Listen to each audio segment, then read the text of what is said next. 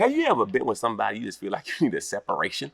A divorce? Like a divorce? Well, in this message, we're going to have you 10 questions that you need to ask yourself if you want to get a divorce.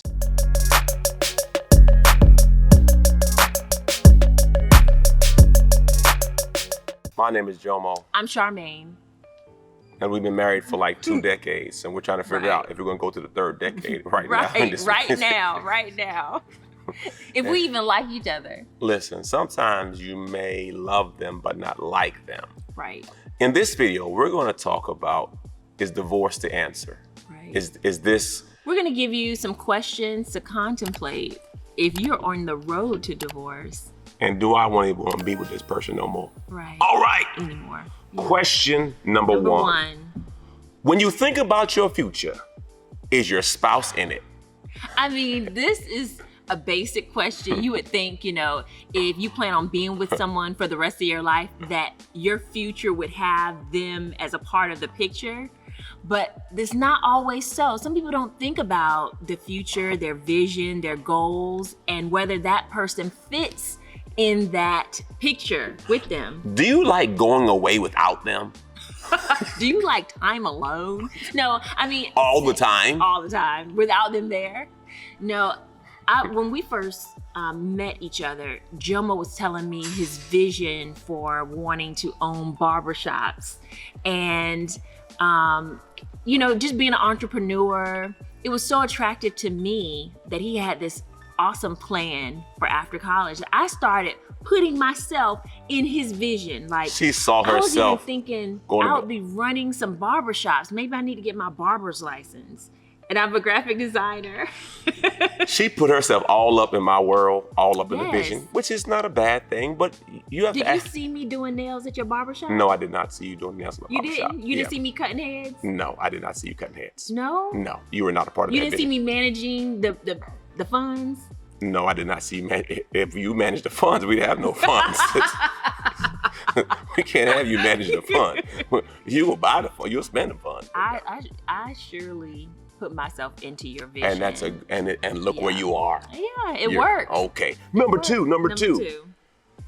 You just got promoted at work. Mm-hmm. Who's the first call? Who's the first call? Your girlfriend. Ooh. Your mama. What? Your brother. What about your spouse?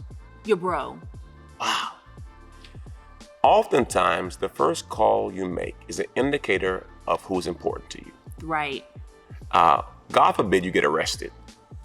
Who you gonna call? Would your spouse be the person you call to get yourself out of jail? They might say, let them sit there for a while. Right. Or you in jail because of your spouse. Ooh. You don't call them for that. Okay, number three. How often do you two have heated fellowship? Right. Are you arguing all the time? Can you not be on the same page? At anything. Ever. Are you always in a combative state? And I really want people to think about this question too, because if you're arguing about the same things and you've been trying to fix the same things over and over and over again, is the thing that you're arguing about a deal breaker, or are you being nitpicky or going on and not letting the past be the past? If you can't move forward with the person, it goes back to question number one. Do you see them in your future? Because if you're constantly living in the past with them, how can you move forward with them?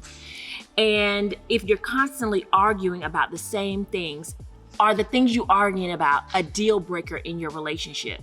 Or are there things that you can work on? Or is it something that maybe is not going to change, but you can learn how to manage it better than what you're managing it now? Because some people make a big deal out of nothing. Well, you know what? The reality is most people don't change.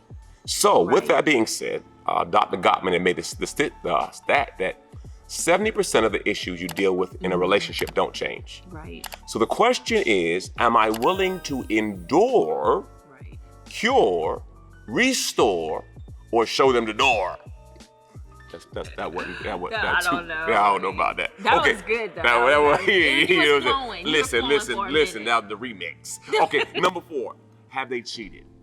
Wow. Have they stepped out? For some people, this is a deal breaker. I think a lot of relationships have dealt with infidelity, and I believe that depending on the situation and if both parties want to still be together, you could work through. Okay, infidelity question. issue. What do you consider cheating? Is it flirting? Is it internet liking? Is it actually engaging in intercourse? What do you consider cheating?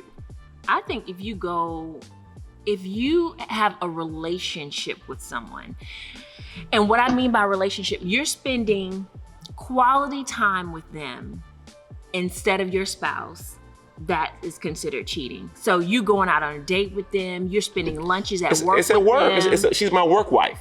Oh wow! And people say that. Oh, this is my work. This is what my work boyfriend, and you're married. Don't speak that into the atmosphere because you're opening it up a door for the enemy to come into your relationship. Yes. The thing is if you're spending quality time with someone else, getting to know them, and you're actually in a relationship. You don't have to have intercourse with somebody, be in a relationship with them. True. That's cheating. Okay. I don't consider you liking a picture on Instagram or Facebook cheating, but if you're liking too many pictures that isn't your spouse, that could be, questionable, like, bathing suit pictures, or, if you're female, you're looking at, the bodybuilder type things, and you ain't working out. You're not trying to get the exercise. You're just looking at the body. Yeah. And you're liking all these. I think you're opening yourself up. Gateway. It's a gateway for other things to happen, because you're now putting these thoughts and pictures into your mind of something that you don't have at home. Correct. All right, number 5. Do you feel you have a fulfilling marriage? Well, I think it's pretty obvious. Well, listen. Marriage was not built to fulfill you. It was not built to fulfill you. Right. Marriage was to reflect the kingdom. It was to perpetuate children. It was to show the world a reflection of God.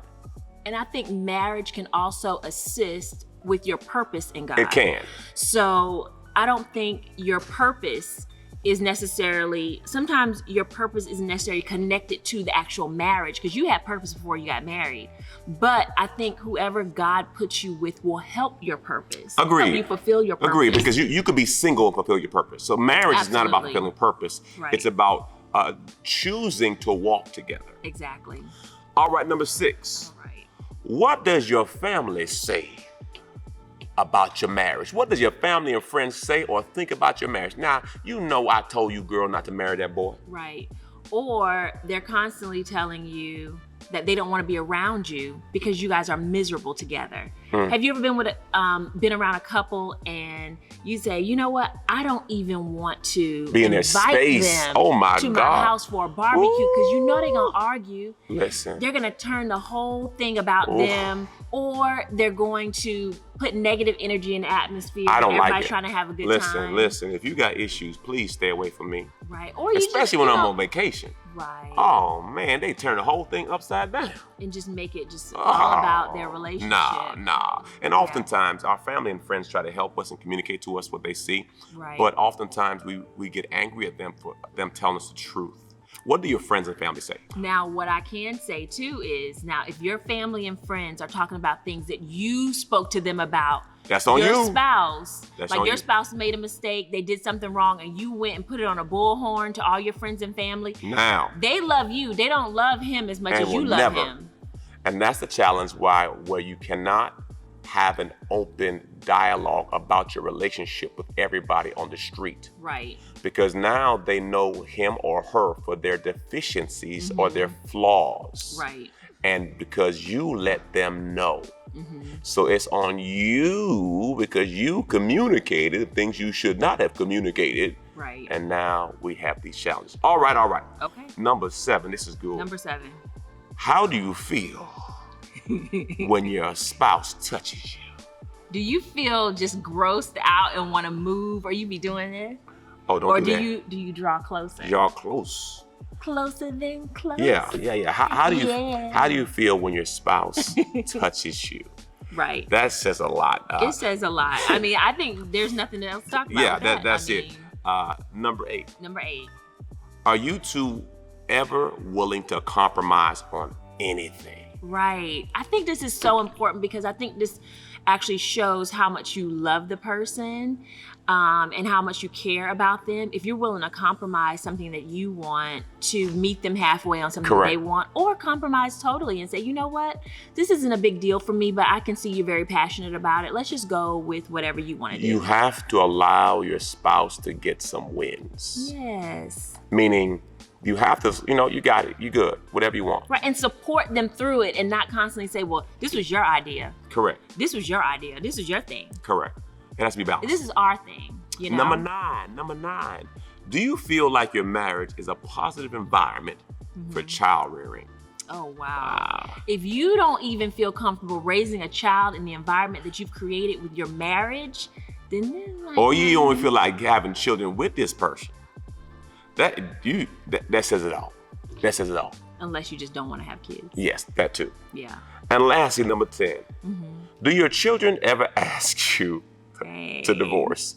If your kids are saying, listen, mama, you need to let him go. Daddy, she crazy. Why y'all together? If your kids are coming at you and telling you, I think it's better that y'all just kiss and say goodbye, you are gone. Oh, man. Now, That's all really things bad. are possible, but Right. I'm just saying these are things that you should Could you ponder. imagine your child coming up to you and saying, Daddy, you're so much better when you're not with mama. Ooh, that's a lot. Why are you with her? Why is she with you? Wow. Yeah. Well, we hope this message helped you. Yes. Man, it's so cool. So many people coming at us with these issues like, should I divorce them? Should I let them go? The question is divorce the answer? These 10 questions may help you get a better understanding if it is the best plan for you. Well, remember, love, Laugh and and learn. learn.